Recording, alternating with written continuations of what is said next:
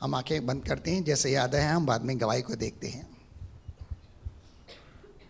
पवित्र पिता परमेश्वर, प्रभु यीशु मसीह के महान और सामर्थी नाम से दिल से हम आपका धन्यवाद करते हैं। आदर और महिमा सिर्फ हम आपके पवित्र नाम को देते हुए हम आपके नाम को धन्य कहते हैं।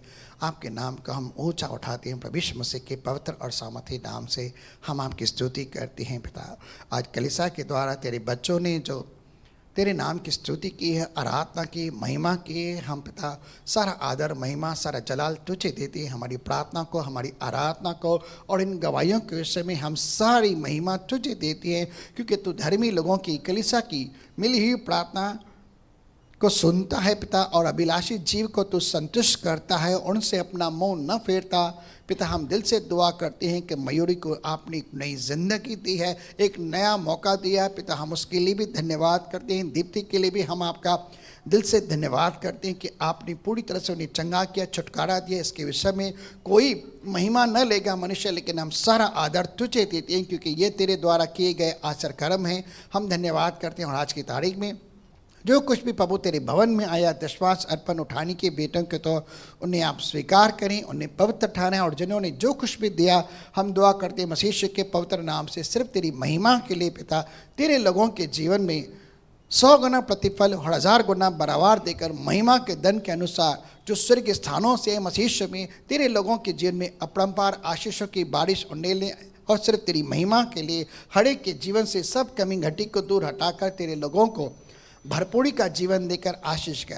धन की आशीष तेरे ही द्वारा है, और तेरे लोगों के सर पर प्रेम को छोड़ किसी और बात का कर्जा न बने, और जो आज न भी दे पाए पिता, उन्हें भी तो आशीष कर, ताकि तेरे राज्य में बोकर एक महान कटनी को काट सके। हम धन्यवाद करते हैं तेरे आशीषित अभिषेक दास के लिए कि उनके ऊपर भी तेरा विशेष आत्मा का मस्सा और अभिषेक होने पाए, और यीशु मसीह के पवित्र और सामर्थी नाम से आज के शब्दों के द्वारा कलीसिया के अंदर भी एक बड़ी बेदारी आने पाए। हम आपका स्वागत करते हैं तेरे वचन तेरी आत्मा के द्वारा प्रभु यीशु मसीह के सामर्थी नाम से। एक जोरदार ताली देंगे परमेश्वर की महिमा के लिए। और हमारे बीच पास्टर सुभाष गायकवाड़ जी है। पास्टर जी, आपका बहुत बहुत स्वागत है।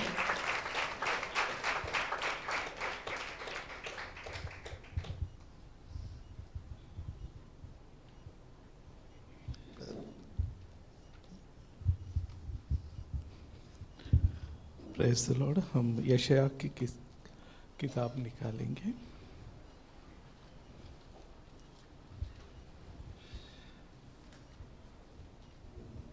इस यशायाह का 5 अध्याय 13 से 17 तक पढ़ेंगे हम। इसीलिए अज्ञानता के कारण मेरी प्रजा बंधुआई में जाती है, उसके प्रतिष्ठित पुरुष भूखों मरते और साधारण लोग प्यास से व्याकुल होते हैं। इसीलिए अधर लोग ने अत्यंत लालसा करके अपना मुंह बेपरिणाम पसारा है, और उनका वैभव और वीर बार और आनंद करने वाले सब के सब उसके मुंह में जा पड़ते हैं। साधारण मनुष्य दबाए जाते और बड़े मनुष्य नीचे किए जाते हैं, और अभिमानियों की आंखें नीची की जाती है। परंतु सेनाओं का यहोवा न्याय करने के कारण महान ठहरता, और पवित्र परमेश्वर धर्मी होने के कारण पवित्र ठहरता है।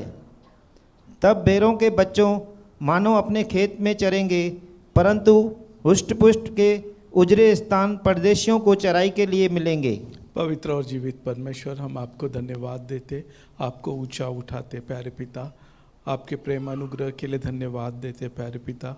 आपने जो ये वचन आज हमें दिया है प्यारे पिता, उस पर मनन करने के लिए पवित्र आत्मा की अगुवाई करना प्यारे पिता। पवित्र आत्मा द्वारा वचन का प्रकाशन देना प्यारे पिता।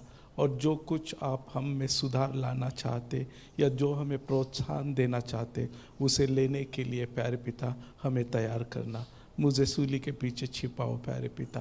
प्रार्थना विनती करते आपके वचन के विरोध में कार्य करने वाली हर एक आत्मा को यीशु के नाम में बांधता हूँ प्यारे पिता। सारे बहकने वाले विचारों को यीशु के नाम में बांधता हूँ, और प्रार्थना करता हूँ आपकी उपस्थिति को हम स्वीकार करते। प्रार्थना प्रभु यीशु के नाम में मांगते, आमीन।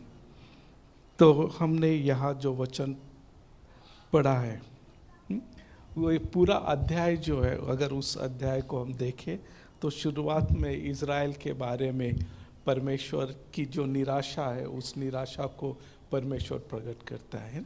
एक अध्याय 1 वचन से अगर हम देखें तो वो एक दाग के बारे में बातें करता है।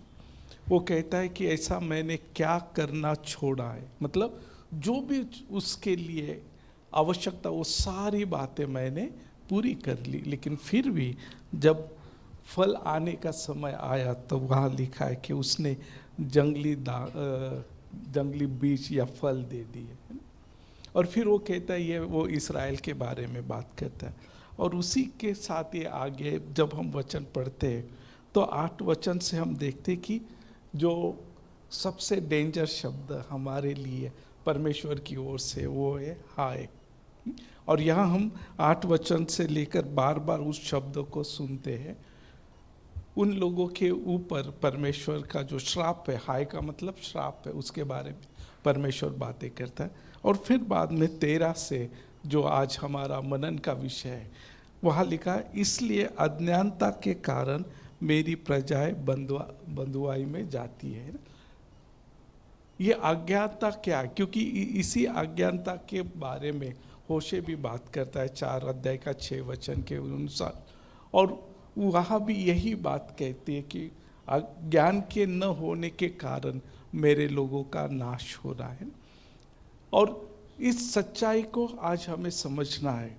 अभी थोड़ा मेरा सर हेवी हो गया, आज थोड़ा लाउड लग रहा था मुझे, है ना।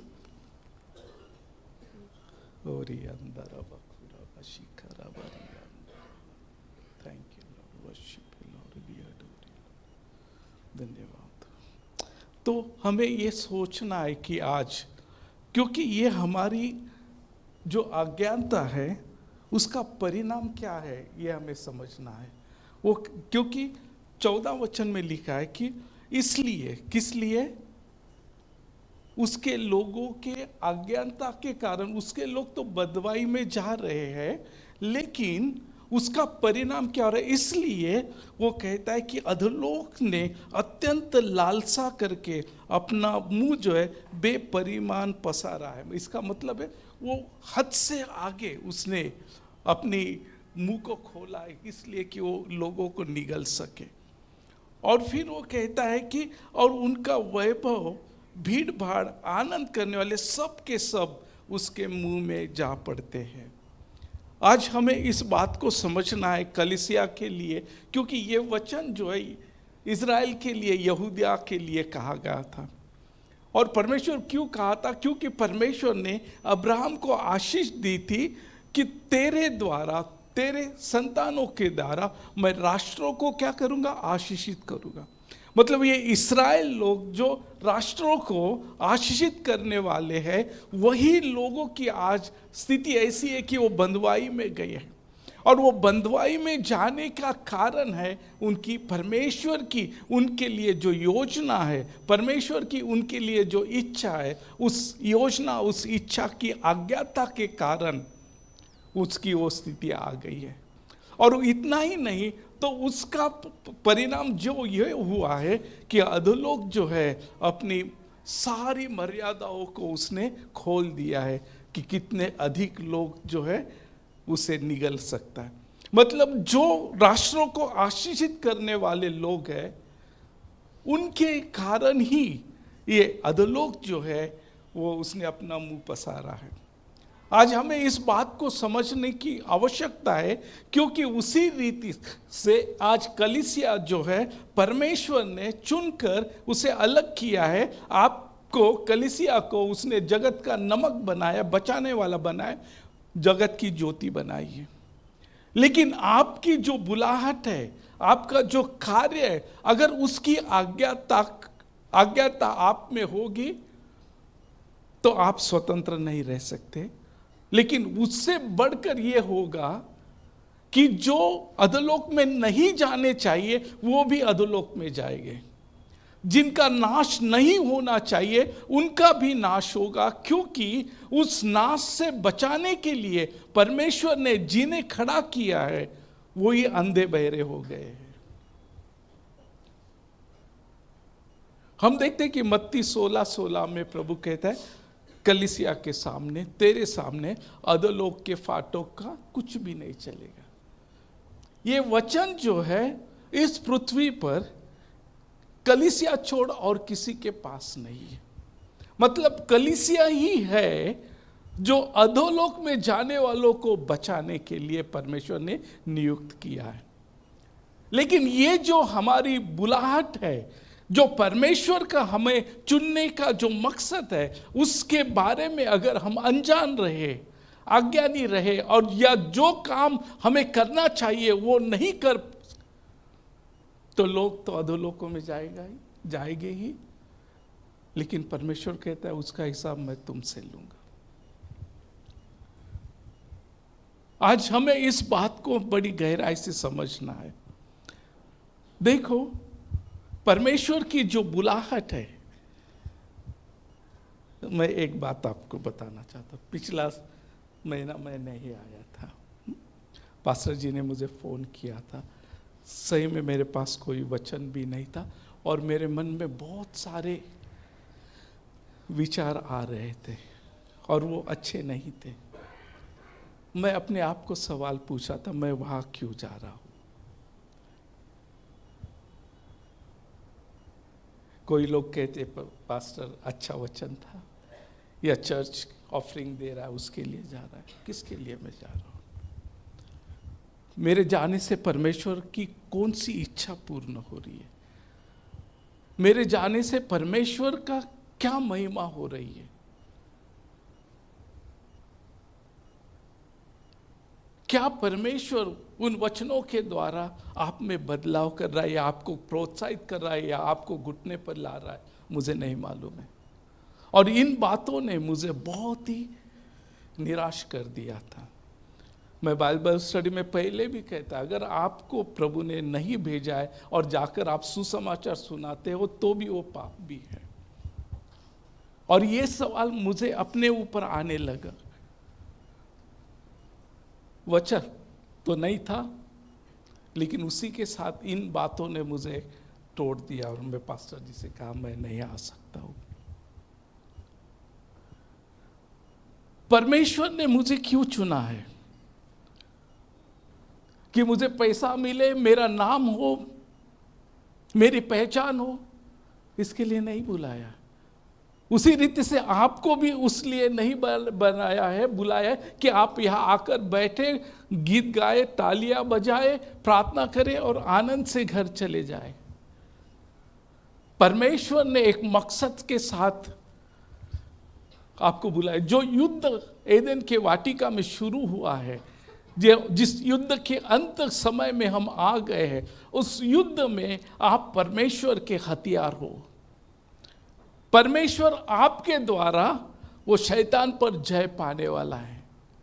जब इज़राइल इस भूमि में पुरानी वाचा में रहता तो परमेश्वर उनसे कहता था कि युद्ध तुम्हारा नहीं है, मेरा है, मैं तुम्हारे लिए लड़ूंगा।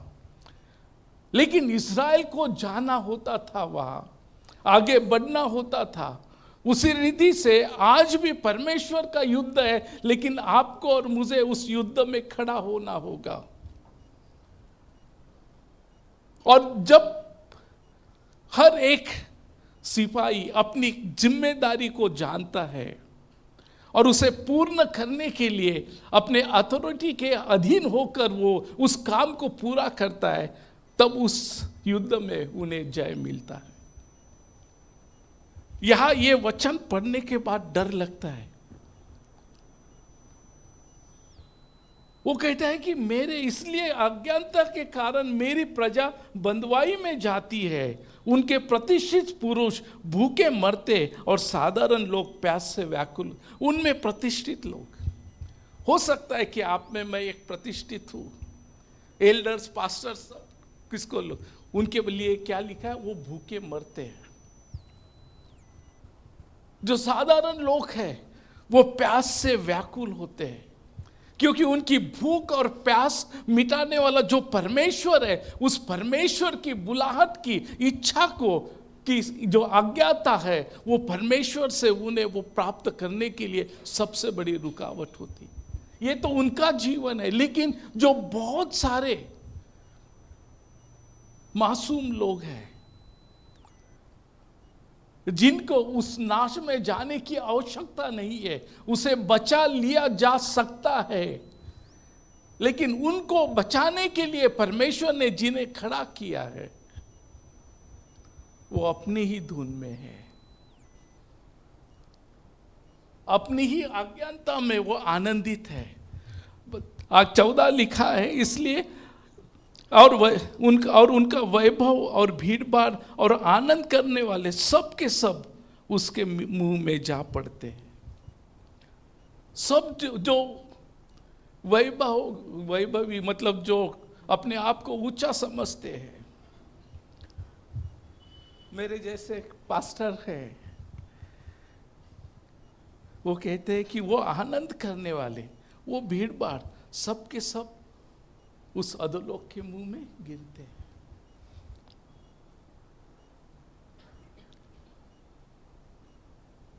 जब उल्लासनगर में मैं आना शुरू किया, 2000 साल था, है ना, तो उल्लासनगर में जो जोश था वो मुझे कहते हैं अभी इसे उल्लासनगर नहीं कहा जाएगा, मसीह नगर बनाएंगे। ये बोलने वाला आज कोई विश्वास में है क्या नहीं ये भी मुझे मालूम नहीं, क्योंकि वो लोग मुझे दिखते ही नहीं है।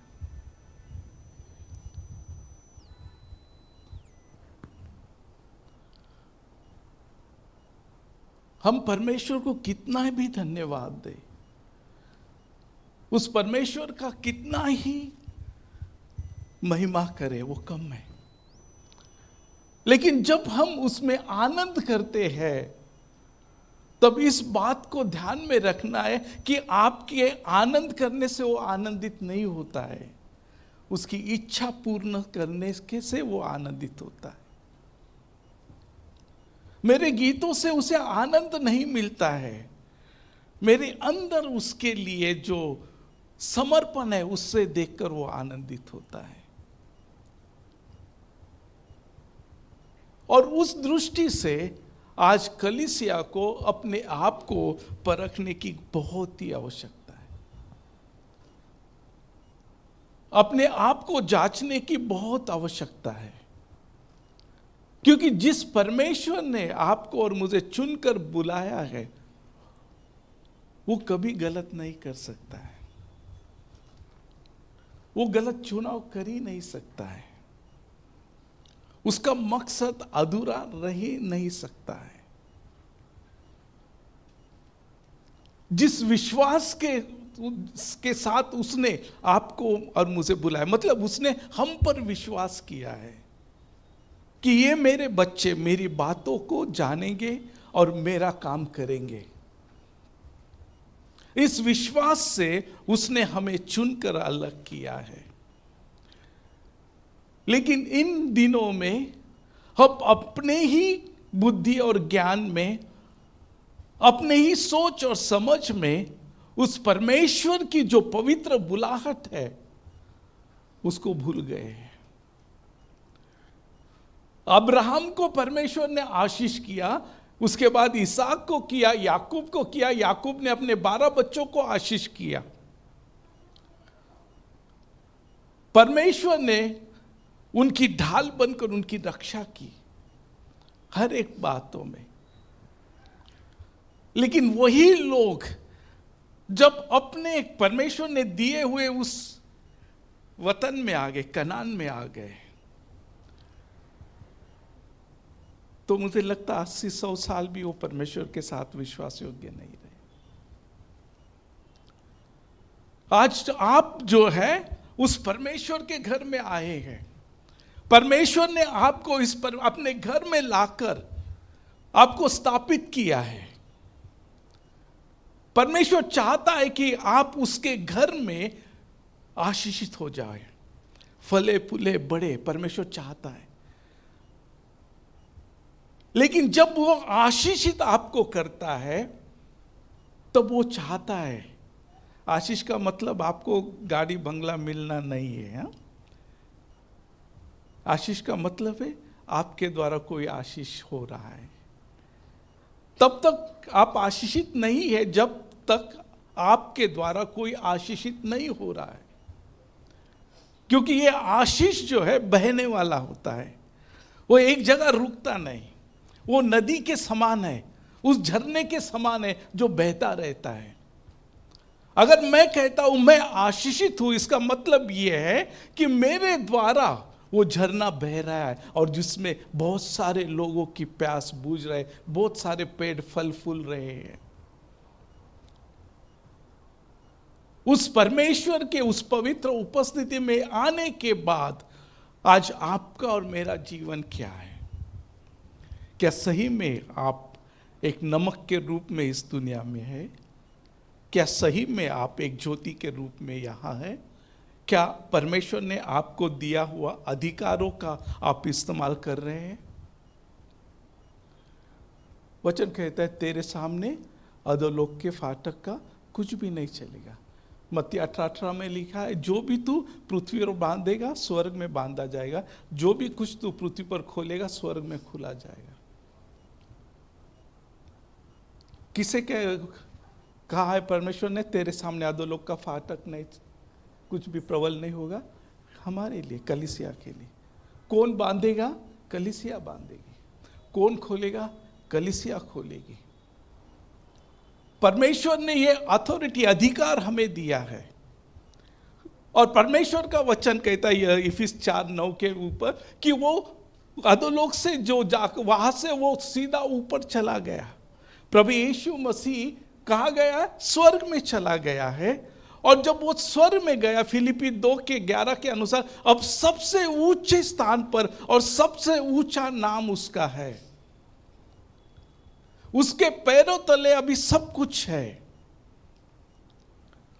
और वो ऊंचे पे जाने के बाद वो कहता है मनुष्य को उसने क्या दिया है? दान दिया है, अधिकार दिया है। आज हम कितने अपने अधिकारों का इस्तेमाल कर रहे हैं? प्रभु यीशु मरा, हमारे पाप क्षमा हो गए। वो पुनरुत्थित हुआ, हमें धर्मी बनाया गया। लेकिन उसके स्वर्ग में जाने के बाद इस पृथ्वी पर उसके शरीर के रूप में उसके सारे अधिकारों का इस्तेमाल करने की जिम्मेदारी मेरी है। जब मूसा लाल समुद्र के सामने प्रार्थना कर रहा था, गिड़गिड़ रहा था, क्योंकि पीछे फारो की सेना, आगे समुद्र है, लोग भी डर गए उसको फतरा करने के। परमेश्वर उससे क्या कहता है? तू प्रार्थना क्यों कर रहे बेटा? तेरे हाथ में जो है उसको आज्ञा कर समुद्र। क्योंकि जब निर्गमन का 3 अध्याय में प्रभु ने कहा था कि इस लाठी के द्वारा तू क्या करेगा? सामर्थ का काम करेगा। परमेश्वर ने उसे वो लाठी दी थी जिसके द्वारा वो परमेश्वर का सामर्थ्य जो है प्रकट करने वाला था। उस लाठी के द्वारा उसने फारो के सामने बहुत बड़े बड़े चिन्ह चमत्कार किए। लेकिन एक समय आ गया, वो भूल गया कि मुझे क्या करना है। वो परमेश्वर को कहने लगा तू कर। परमेश्वर कहता है तुझे करना है। हमें इस बात को समझना है। परमेश्वर कहता है तू कर। परमेश्वर कलीसिया से कहता है तू कर, क्योंकि अधिकार मैंने तुझे दे दिया है। आज उस दृष्टि से देखा जाए तो ये जो अधोलोक ने अपना मुंह पसारा है, उस अधोलोक का मुंह बंद करने का ताकत आप में है, वो अधिकार आप में है। क्योंकि उस पर प्रबल आपके सिवा कोई भी नहीं है जो उस अधोलोक के फाटक के समान खड़ा रह सकता है।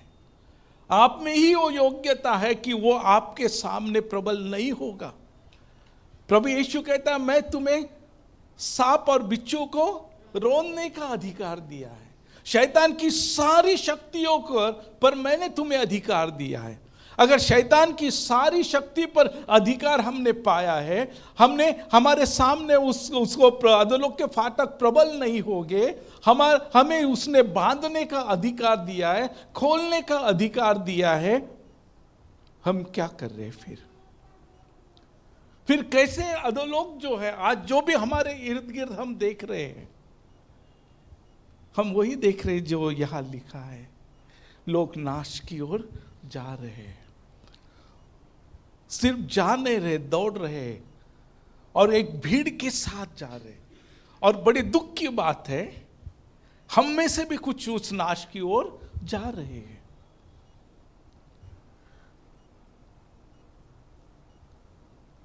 आज इसके लिए प्रभु ने मुझे कहा है, आपको जागरूक करने के लिए। उसने मुझे जागरूक किया और वो चाहता है कि आप भी हो जाए। आप अपने अधिकारों का इस्तेमाल करें। परमेश्वर ने जो आपको दिया है उसका इस्तेमाल करो। मूसा को परमेश्वर ने मूसा की लाठी को अभिषेक किया था, आशीष किया था। उसी रीति से परमेश्वर ने हमें भी आशीषित किया है। मूसा के हाथ में लाठी थी, हमारे मुंह में शब्द है, अधिकार के शब्द है। अधिकार के साथ उसे इस्तेमाल करो। गिड़गिड़ाते हुए मत बैठो कि प्रभु तू करेगा। प्रभु कहेगा कि तुझे करना है। प्रभु कहेगा मुझे करना है। अगर मैं नहीं करेगा तो कौन करेगा? फिर प्रभु आएगा स्वर्ग से? नहीं आएगा। तुम्हारी जगह दूसरे को खड़ा करेगा। लेकिन जब हमारे जगह जब दूसरे को खड़ा किया जाता है तो क्या दर्द होता है, वो शाऊल से पूछे। जब उसने जाना कि दाऊद उसके जगह पे होगा, कितना ईर्ष्या, कितना डर से वो भर गया। मेंटली पूरा डिस्टर्ब हो गया, मतलब वो बीमारी हो गया मेंटल। क्यों? क्योंकि उसको परमेश्वर ने हटा दिया था। ये एक साधारण बात नहीं है कि परमेश्वर हमें हटाए और किसी और को खड़ा करे। वो सहने के बाहर है। उसने कितनी कोशिश की दाऊद को खत्म करने के लिए। बहुत बार 13 साल वो दाऊद के पीछे दौड़ता था उसे खत्म करने। क्यों? क्योंकि वो उसका रिप्लेसमेंट था। लेकिन वो उसे खत्म नहीं कर सका क्योंकि वो परमेश्वर की ओर से था। आज हम इस बात की गहराई को हमें समझना है। उस परमेश्वर की बुलाहट को व्यर्थ मत जाने दो। उसके अनुग्रह को व्यर्थ होने मत दो। उसने जो योजना आपके लिए बनाई है उसे व्यर्थ मत होने दो। अभी आप गा रहे थे प्रभु आएगा, उसके साथ जाएंगे।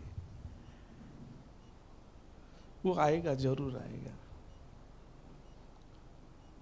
मैं मेरे लिए प्रार्थना करता हूँ हर दिन कि उसके आने के समय मेरा आत्मा, प्राण, शरीर निर्दोष और पवित्र रख। और मैं कोशिश करता हूँ उसे रखने की। लेकिन उसी के साथ और एक बात है, क्या उसने मुझे दिया हुआ काम मैंने पूरा किया है?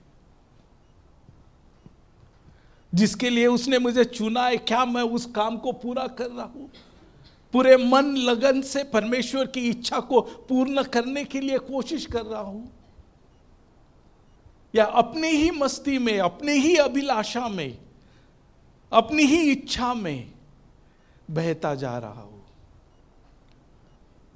हमारे जीवन की हर एक बातों को हमें गंभीरता से जानना, समझना बहुत जरूरी है। उस परमेश्वर की उस बुलाहट को समझना है। उसने जिस बातों के कारण आपको चुना है वो क्या चाहता है। हमारे हर दिन की प्रार्थना होनी चाहिए, प्रभु आज के लिए तेरी इच्छा क्या है मेरे लिए? आज तू मुझसे क्या चाहता है? प्रभु यीशु मसीह कहता है कि मैं अपनी इच्छा नहीं तो अपने पिता की इच्छा पूर्ण करने के लिए आया हूं। वो कहता है कि मैं अपनी महिमा नहीं तो जिसने मुझे भेजा उसकी महिमा करना चाहता हूं। मैं जो भी बोलता हूं, उसने जो कहा वो बोलता है। मैं जो भी करता हूं, उसने जो कहा वही करता हूं। उसके जीवन का हर क्षण जो है अपने पिता की इच्छा को पूर्ण करते समय वो बिता रहा था।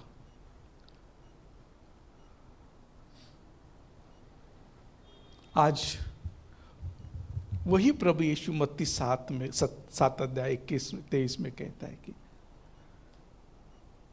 मुझे प्रभु जी करने वाला हर एक स्वर्ग में आएगा, ऐसा नहीं है। अंतिम दिनों में बहुत सारे लोग आएंगे, कहेंगे प्रभु तेरे नाम से संदेश दिया, तेरे नाम से अशुद्ध आत्मा को निकाला, तेरे नाम से बहुत सारे आश्चर्य कर्म किए, लेकिन वो कहता है कि मैं तुम्हें नहीं जानता, हे अधर्म करने वालों मुझसे दूर हो। और फिर कहता हो, जो कोई मेरे स्वर्गीय पिता की इच्छा पूर्ण करता है वही स्वर्ग के राज में प्रवेश करेगा। अपनी इच्छा नहीं तो उस पिता की इच्छा, जिस पिता ने आपको और मुझे बुलाया है, जिस पिता ने हमें प्रभु यीशु मसीह में अपने संतान के रूप में ग्रहण किया है, उस पिता की इच्छा हमें पूर्ण करनी। आज उस इच्छा के बारे में, उस परमेश्वर की योजना के कारण आज हमारे बाजू में बहुत कुछ है। बहुत सारे भविष्यवक्ता है, बहुत सारे टीचर है, बहुत सारे यूट्यूबर है, बहुत कुछ है। उनमें आपको परमेश्वर की इच्छा नहीं मिलेगी, उनमें आपको प्रभु की इच्छा नहीं मिलेगी। उसकी इच्छा जानना है तो उसके चरणों पे बैठना होगा। उसकी इच्छा जानना है तो अपनी इच्छा को उस सूली पर देना पड़ेगा। उसकी इच्छा जानना है तो संपूर्णता समर्पण होना है।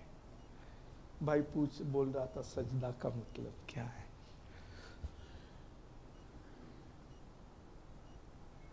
आज हम उसके लिए अपने आप को तैयार करना है। अगर सही में आप चाहते हैं कि उसके साथ जब वो बादलों पर आएगा तब उसके साथ जाओगे, तो बिना उसकी इच्छा को पूरा करते आप नहीं जा सकते हैं। भी अधूरा काम छोड़कर आप नहीं जा सकते हैं। आपको काम पूरा करना है। पौलुस कहता है कि मैंने अपनी दाव पूरी कर ली, मैंने अपनी अच्छी कुश्ती लड़ ली है। मतलब उसने अपने काम को क्या किया है, पूरा किया है। और फिर वो कहता अब मेरे लिए एक ही बचा है, और वो है वो मुकुट को पारे में बात करता है। जब मुझे ये भरोसा करना है कि मैं प्रभु के पास जाऊंगा, मैं चाहे मृत्यु के द्वारा या प्रभु के आने के द्वारा, वो कॉन्फिडेंस मुझ में होना चाहिए कि प्रभु ने जो मुझ पर सौंपा था उसे मैंने पूरा किया है। प्रभु की इच्छा को मैंने जाना है और अपने जीवन में पहले स्थान पर उसे रखा है। जिस रीति से प्रभु यीशु ने अपने जीवन में उस परमेश्वर की इच्छा को पूर्ण करने के लिए, प्रभु यीशु के लिए गेत्सेमने सबसे हार्ड प्लेस था, कैलवरी के सूली से भी बढ़कर था। एक आत्मिक और एक शारीरिक व्यक्ति का वो सबसे बड़ा जंग हुआ है, क्योंकि प्रभु यीशु पूर्ण परमेश्वर था और पूर्ण मनुष्य भी था। वो शारीरिक यीशु जो है वो प्रार्थना कर रहा था, हो सके तो ये कटोरा मुझसे दूर हो, लेकिन जो आत्मिक है वो कह रहा था लेकिन मेरी इच्छा नहीं, तेरी इच्छा पूरी हो। हमारे जीवन में गेत्सेमने आ ही नहीं सकता।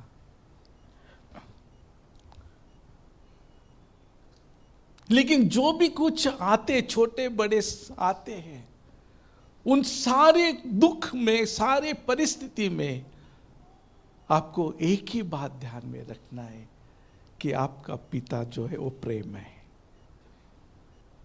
उसने अपनी पहचान दी है दुनिया को और वो है प्रेम। इस वचन कहता है 1 यूहन्ना 4:8, परमेश्वर प्रेम है। उसने अपनी पहचान दी है और उस पहचान को थामे रखो। ये सारी बातें डराने वाली है, लेकिन उसी के साथ में आपका बुलाने वाला प्रेम है। इस बात को कभी ना भूलो, कभी ना भूलो।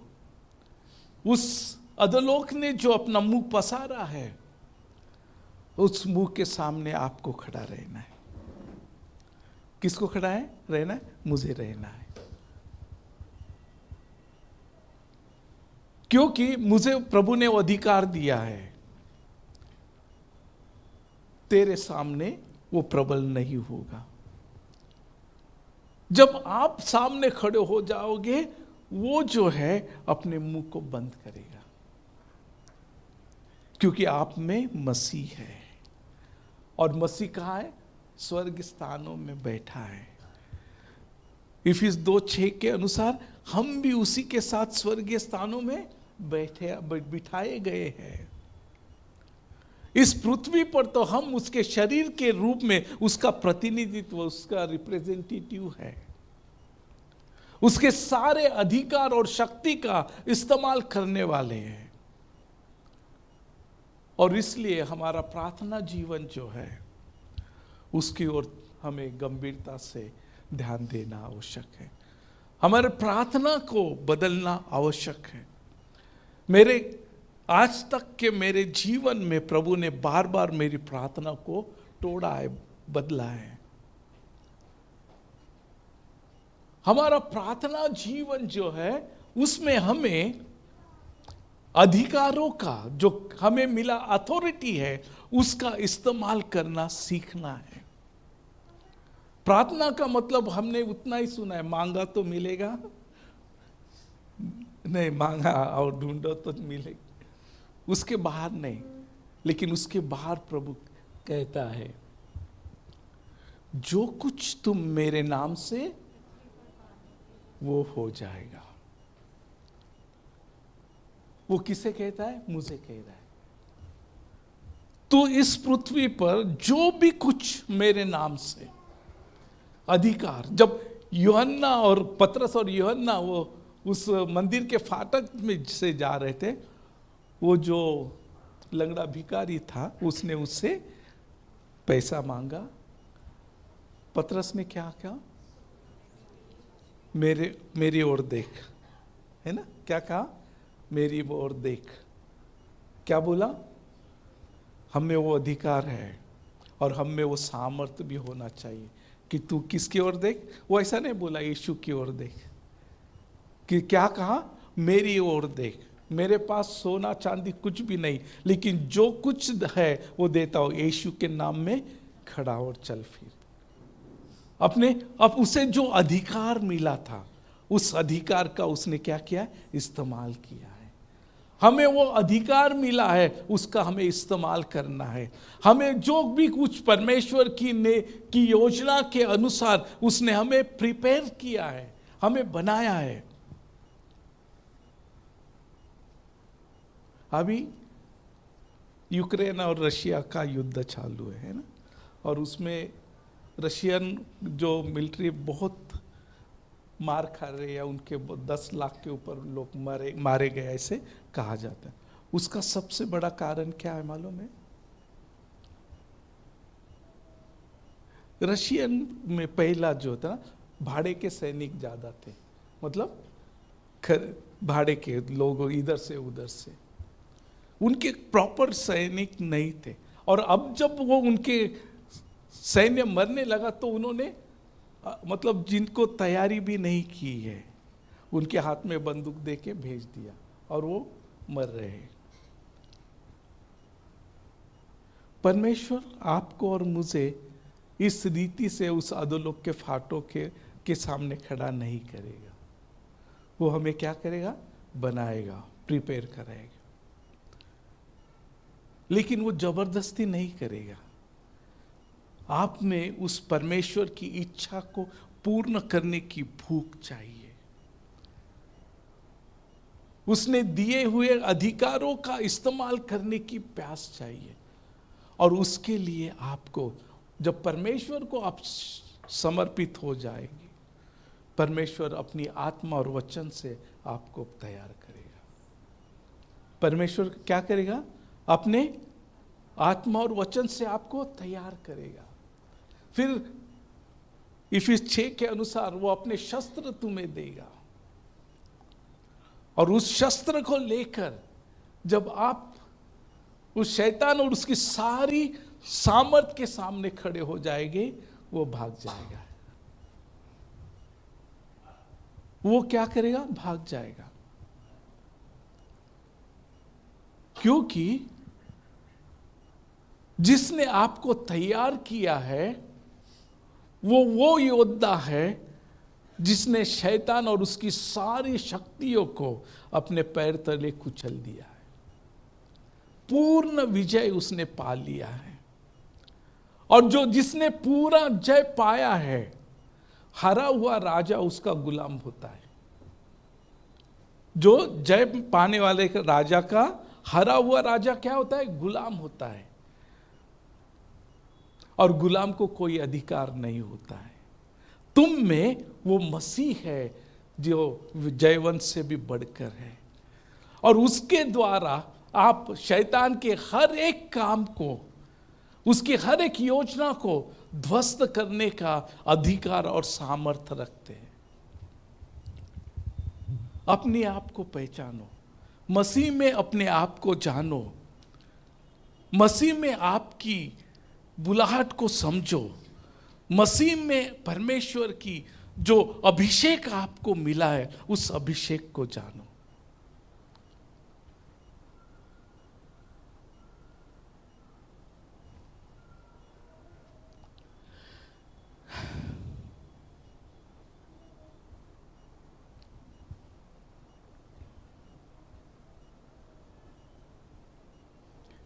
इब्रानी 2:14-15 में लिखा है कि प्रभु यीशु ने अपने मृत्यु के द्वारा मृत्यु पर अधिकार करने वाले शैतान को शून्य कर दिया,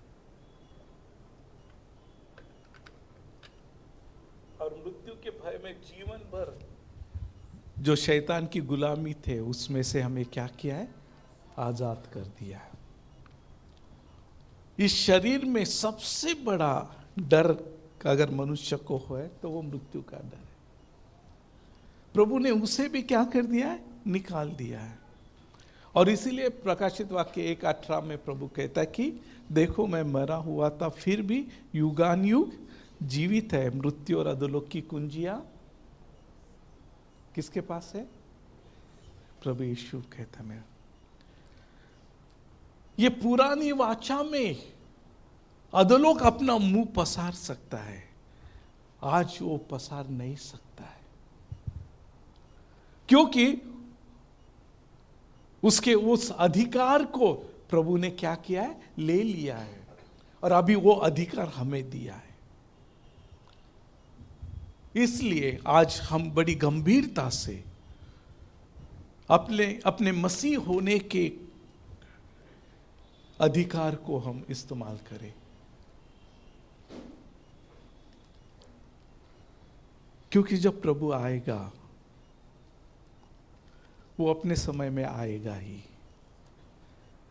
हमें कोई उसके लिए सोचने की आवश्यकता नहीं है, क्योंकि जितना मैं उससे प्रेम करता हूं उससे लाखों गुना ज्यादा वो मुझसे प्रेम करता है।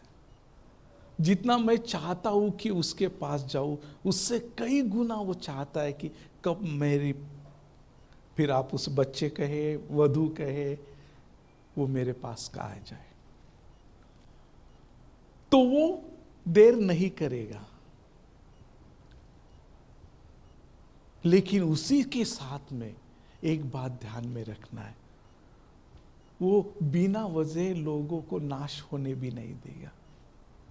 वो चाहता है कि हमारे द्वारा लोग बचाए जाए। वो चाहता है कि जो नाश की ओर जा रहे, उस नरक के आग की ओर जा रहे, उनको बचा लिया जाए। प्रभु की इच्छा नहीं किसी एक का भी नाश हो जाए। लेकिन हम अपने इर्द गिर्द क्या देख रहे हैं? बहुत भयंकर स्थिति है। उसकी जिम्मेदारी हमारी है। हमें अपनी उस जिम्मेदारी को बैठा, आगे बहुत है, लेकिन मैं चाहता हूं कि 10-15 मिनट हम प्रार्थना करें। चलेगा? बस हम मैं कोई बोलेगा नहीं हाथ ऊपर करो नीचे करो, हाँ? पवित्र आत्मा आपको जो भी लीड करे, आप घुटने पर आ सकते, आंख बंद कर सकते, खड़े हो सकते, कुछ भी, लेकिन एक ध्यान में रखना है कि हम प्रभु के लिए गा नहीं रहे, हम प्रभु को समर्पित हो रहे, है ना? एक छोटा सा हम हालेलुया कोरस गाएंगे और पवित्र आत्मा हमें जैसा भी लीड करेगा उस रीति से हम उस परमेश्वर की उपस्थिति में अपने आप को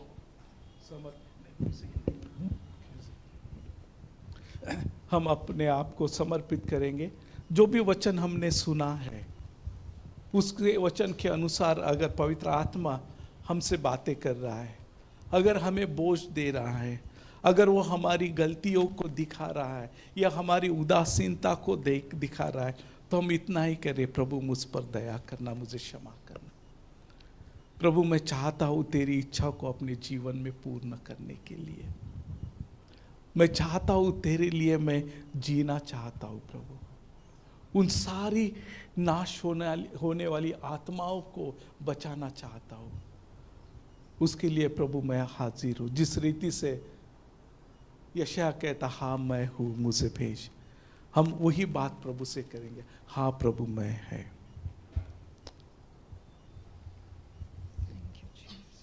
Hallelujah, we worship you Lord, we adore you Lord, we exalt you Lord, glory, Hallelujah. yes Lord, we worship you Lord.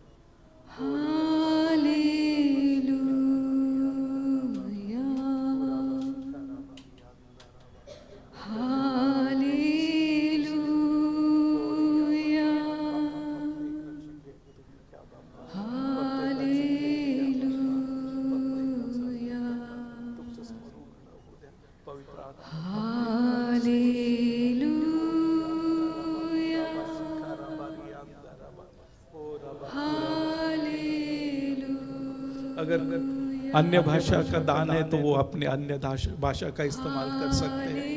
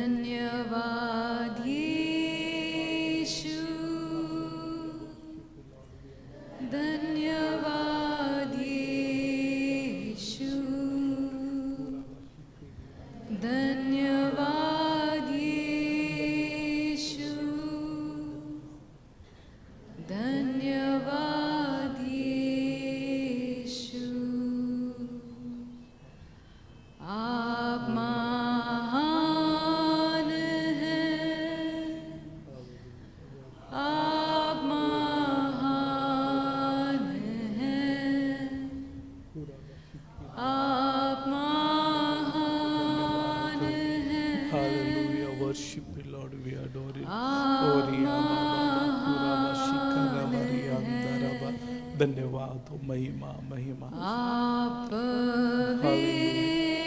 हम सब हम परमेश्वर से बातें करेंगे।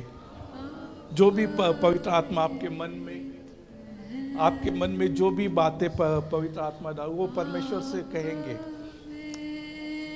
सिस्टर वर्शिप करते रहेंगे, आप अपने परमेश्वर के सामने अपने मनों को दिलों को खाली करो, जो भी पवित्र आत्मा आपको अगुवाई करेगा।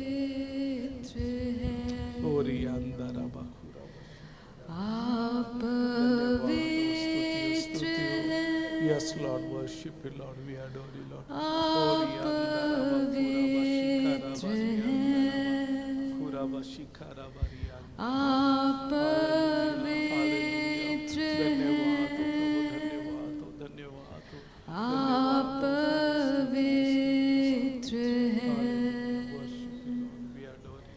धन्यवाद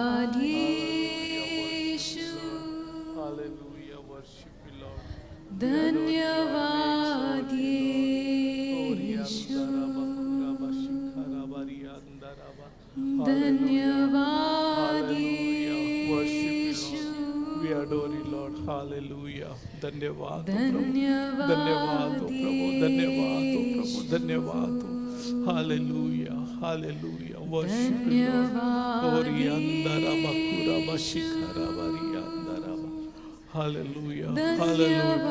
Oh yes Lord, worship you Lord, we worship you Lord, we worship you Lord, we adore you Lord. धन्यवाद यीशु,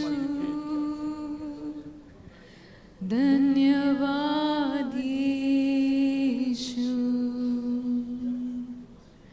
यीशु रत जय, यीशु रत जय, यीशु रत जय, यीशु रत जय।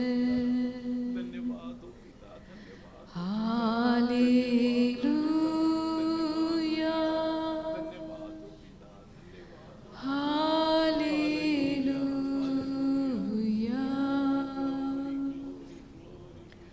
हालेलुया,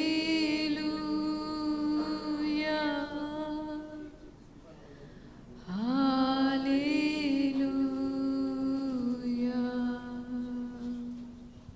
पवित्र और जीवित परमेश्वर, हम आपको धन्यवाद देते, आपको ऊंचा उठाते प्यारे पिता। प्यारे पिता, यहाँ बैठे हुए हर एक भाई बहन बच्चे सबको आपके पवित्र हाथों में समर्पित करते प्यारे पिता। प्रार्थना कर तो हर एक से आज आप भेंट करना प्यारे पिता, हर एक से बातें करना प्यारे पिता, हर एक दिल दिमाग आज आप अपने पवित्र सामर्थ्य हाथों में लेना प्यारे पिता। प्रार्थना विनती करता हूँ प्यारे पिता, मुझे यहाँ लाने के आपके योजना को आप पूर्ण करना प्यारे पिता, दया करना प्यारे पिता। हम प्रार्थना करते प्यारे पिता, सही में हम आपकी इच्छा पूर्ण करना चाहते प्यारे पिता, हम आपके लिए जीना चाहते प्यारे पिता। प्यारे पिता, विनती और प्रार्थना करते प्यारे पिता, हमारी सारी अज्ञानताओं को हम दूर कर प्यारे पिता हमसे प्यारे पिता। आपके पवित्र आत्मा का अभिषेक और वचन के प्रकाशन में जीने के लिए, आपकी इच्छा पूर्ण करने के लिए हमें अभिषेक करना प्यारे पिता। हम प्रार्थना विनती करते प्यारे पिता, हम यहाँ नहीं रहना चाहते प्यारे पिता। हाँ प्यारे पिता, हम यहाँ नहीं रहना चाहते, हम आपके साथ में रहना चाहते हैं प्यारे पिता। मैं प्रार्थना करता हूँ प्यारे पिता, आपका अनुग्रह इस कलीसिया पर उतर आए प्यारे पिता। प्यारे पिता, हमारी अज्ञाता के कारण अधोलोक में लोग नाश हो रहे प्यारे पिता, क्योंकि हम अपने काम को नहीं समझ पा रहे, ना ही उसे कर पा रहे प्यारे पिता। हमारे अधिकारों को हम नहीं समझ पा रहे, हमारी अथॉरिटी का इस्तेमाल नहीं कर पा रहे। हमें क्षमा करना प्यारे पिता, हमें क्षमा करना प्यारे पिता। आपका वचन कहता है कि जिसे सही करना मालूम है लेकिन अगर वो नहीं करता है तो वो उसका पाप है। हाँ प्यारे पिता, हम आपके विरोध में पाप कर रहे हैं, हमें क्षमा करना प्यारे पिता। आज यहाँ बैठे हुए हर एक के ऊपर पवित्र आत्मा उतर आए प्यारे पिता, हर एक बंधन टूट जाए प्यारे पिता, हर एक आपके लिए खड़ा रह पाए, ऐसा अनुग्रह आशीष करना। हर एक बात के लिए मैं धन्यवाद देता हूँ। पास्टर एल्डर्स कलीसिया को अपने आपके पवित्र हाथों में समर्पित करता हूँ प्यारे पिता।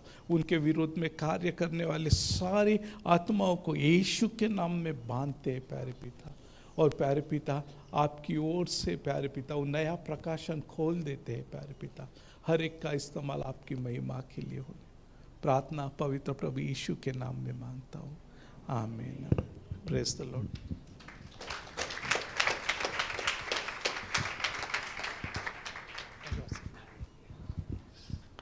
हालेलुया। सिर्फ 5 मिनट का समय लूँगा, ज़्यादा नहीं। एक गवाही जो मैं भूल गया, जो भाई प्रदीप ने कहा, जो पीछे बैठे हैं दरवाजे पे, भाई प्रदीप, कल ही उन्होंने मुझे गवाही बताई। 5-6 दिनों से उनके पैर के अंदर इतना भारी भरकम जख्म हो गया था कि उसका पैर बिल्कुल भी फूल गया था, और 3 दिन तो वो चल फिर नहीं पा रहे थे क्योंकि जख्म इतना हो गया था कि पैर अंदर से छिल गया था और हड्डी तक दिख रही थी। दवाई गोली की जाई तो डॉक्टर ने कहा भाई इतने दिन से आपका जख्म है, सूख तक नहीं रहा है, अंदर की हड्डी तक दिख रही है, मांस भी ऐसा हो रहा है। उसने पूछा गया कि आपको क्या शक्कर की तकलीफ़ है? उन्होंने कहा हाँ मुझे डायबिटीज़ है। तो बोला आप गोली लेते हैं? बोला नहीं, 1 साल से मैंने गोली नहीं ली। जब टेस्ट रिपोर्ट की गई तो उनकी शुगर 396 निकली। डॉक्टर बोले गोली न लेने का, आज आप देख रहे हैं 396 आपकी शुगर हुई है, सबसे पहले तो आपकी शुगर कंट्रोल करनी पड़ेगी। फिर कुछ दिनों के लिए उन्हें शुगर की दवाई दी गई और मलम पट्टी भी उनकी होती रही जख्म की। लेकिन वे परमेश्वर के नाम को धन्यवाद करते हैं, लगातार प्रार्थनाएं होती रही, लगातार दवाई गोली भी होती रही। परमेश्वर के अनुग्रह के द्वारा उनका जख्म भी धीरे धीरे सूखने लगा, सूजन भी कम होती गई। आज वो सेवा भी कर रहे हैं और परमेश्वर के नाम को धन्यवाद करते हैं कि आज उनकी शुगर 230 तक आकर बैठी है और वे परमेश्वर के नाम को धन्यवाद देते हैं कि जख्म बढ़ रहा है और वे चल फिर पा रहे हैं। वो इस चंगाई छुटकारे के लिए भी परमेश्वर के नाम को धन्यवाद करते हैं। ठीक है, आज 12 तारीख है, 12 अक्टूबर, परसों मंगलवार का दिन है, 14 अक्टूबर का दिन है और हम सब प्रभु भोज की विधि के अंदर सम्मिलित होने जा रहे हैं। तो आप विश्वास और प्रार्थना के साथ आइए और इस अक्टूबर महीने के अंदर प्रथम प्रभु भोज की विधि के अंदर सम्मिलित होइए। चलिए, थोड़ा ही समय बचा है, किसके विषय में? अरे भाई क्रिसमस आ रही है, ठीक है ना, थोड़ा ही समय बचा है क्रिसमस के लिए। तो प्रार्थना कीजिए परमेश्वर की दया कृपा के द्वारा क्रिसमस का भी जो प्रोग्राम है बहुत ही अच्छे से हो जाए। और नए जैसे आज शब्द आया कि बहुत सारे लोग जा रहे हैं, कहाँ? अधलोक में। प्रतिष्ठित लोग भी जा रहे हैं अधलोक के अंदर। उनको बचाने का काम किसका है? जो यहाँ पर खड़े हैं, खाली उसका काम है? भाई आपका काम है। आप जब किसी को सुसमाचार बोलते हैं, बताते हैं, तो वह यहाँ पर आता है, परमेश्वर उस पर दया कृपा करता है, उसे क्षमा मिलती है, छुटकारा मिलता है, उसके जिन में कार्य होता है और उसे उद्धार जीवन मिलता है। आप किसी के पास जाते हैं और ये आपके लिए सौभाग्य की बात होती है कि एक आत्मा को भी अगर आप सुसमाचार बताकर बचा लेते हैं तो स्वर्ग में भी आपको एक बड़ा प्रतिफल, एक मुकुट मिलता है। लेकिन डर, चिंता, घबराहट, कौन मानेगा नहीं मानेगा, कौन सुनेगा नहीं सुनेगा, बिल्कुल भी अपने दिमाग में मत रखिए। बिंदास सुसमाचार सुनाइए, क्योंकि यीशु मसीह की सबसे बड़ी आज्ञा यही है कि सारी पृथ्वी के लोगों को जाकर सुसमाचार बताओ। ठीक है, तो सुसमाचार आपका और मेरा सौभाग्य है बताने के लिए। अगर आप बताएंगे तो उसी के द्वारा परमेश्वर उन आत्माओं को जिन्हें नष्ट होने के लिए नहीं चाहता, जो अधलोक के अंदर बेपरिणाम हिसाब से जा रही हैं, उन्हें बचाएगा। आप और मैं ये काम कर सकते हैं और इस क्रिसमस के अंदर हम बहुत सारी आत्माओं को जीत कर लाएंगे। कौन वादा कर रहा है एक आत्मा जीतने के लिए? कोई भी नहीं, बस चंद हाथ। 150 लोग बैठे हैं, सिर्फ 10 हाथ 15 हाथ, बाकी लोगों को अपना काम धंधा करना है। अरे सबसे बड़ा कार्य है आत्माओं को बचाना। स्वर्ग में प्रतिफल चाहिए ना, मुकुट चाहिए ना, चाहिए कि नहीं? चलो ठीक है, मंगलवार फिर से कहता हूँ, हम प्रभु भोज की विधि के अंदर सम्मिलित होने जा रहे हैं। पिता परमेश्वर प्रभु यीशु मसीह के महान और सामर्थी नाम से आपका दिल से हम धन्यवाद करते हैं, आदर और महिमा हम आपके नाम को देते हैं। पिता, आज आपने वचनों से हमसे बातें की हैं, उन लोगों के प्रति हमारा ध्यान आकर्षित किया है जो बिना उद्धार के मेरे खुदा नष्ट हो रहे हैं। और आपकी इच्छा किसी के विषय में नहीं है कि कोई भी नष्ट हो। आप दुष्ट के मरने से भी प्रसन्न नहीं होते, लेकिन हर एक को मन फड़ाव का मौका देते हैं। प्रार्थना करते कि ऐसे लोगों के पास ले जाने के लिए हमें आप अगुवाई करें, ताकि हम उन दिए गए दानों, वरदानों, अधिकारों को, अभिषेक को, तेरी सामर्थ को, तेरे नाम का अधिकार लेकर प्रभु उनके पास जाकर उन आत्माओं को नष्ट होने से बचा सके और प्रभु अपने उद्देश्य को, अपने जीवन की बुलाहट को पूरा करे और आत्मा को उद्धार पाकर हम स्वर्ग स्थानों के अंदर आने पाए। हम दिल से दुआ करते हैं कि ऐसा करने के लिए प्रभु उन तक पहुंचने में हमारी सहायता और मदद कर। पिता, हम क्रिसमस के विषय में भी बात नहीं करते, लेकिन दुआ करते हैं कि पिता आज से ही उस काम को हम अंजाम देना आरंभ करें पिता, ताकि आज से ही मेरे खुदा वो आत्माएं बच पाएं और तेरी महिमा के लिए एक बड़ा झुंड हो, एक ही महान चरवाहा हो और एक ही बड़ी कलीसिया हो। और पिता वहाँ पर यीशु मसीह हम सबका चरवाहा बने। हम सब बातों के लिए तेरा दिल से धन्यवाद करते हैं। आज हम अपने हमारे जीवन के सारे बोझ उठाए, तमाम विनती प्रार्थनाओं को सुना और स्वर्ग के स्थानों से प्रभु आपने हमें हर तरह की आत्मिक आशीष दी। हम इन सारी आत्मिक आशीषों को पाकर हम तेरा दिल से धन्यवाद करते हैं। धन्यवाद करते हैं आज के शब्दों के लिए। सारी महिमा तुझे मिली, हम घटे और आप बड़ी प्रभु यीशु मसीह के नाम से आमीन। पिता परमेश्वर का प्रेम, प्रभु यीशु मसीह का अनुग्रह और पवित्र आत्मा की सहभागिता अब से लेकर सर्वदा तक, जब तक मसीह यीशु बादलों पर आए, हम तमाम भाइयों और बहनों के संग बनी रहे और बढ़ती रहे। सारे भाई बहन बोलेंगे बोल प्रभु यीशु मसीह की। परमेश्वर आप सबको आशीष करे, अनुग्रह शांति से भरे। भाई लोग भाइयों से, बहनें बहनों से हाथ मिलाकर प्रेज़ द लॉर्ड कर सकते हैं। और मिठाई खाना न भूलिएगा। मयूरी को जरूर प्रार्थना में याद करना। 3 महीने से लगातार एक बहुत बड़ा संघर्ष करते हुए यहाँ तक आई है और उसकी इच्छा है कि एक बार मैं कलीसिया में आऊँ और सबके सामने आकर अपनी गवाही दूँ। प्रभु आप सबको आशीष करे।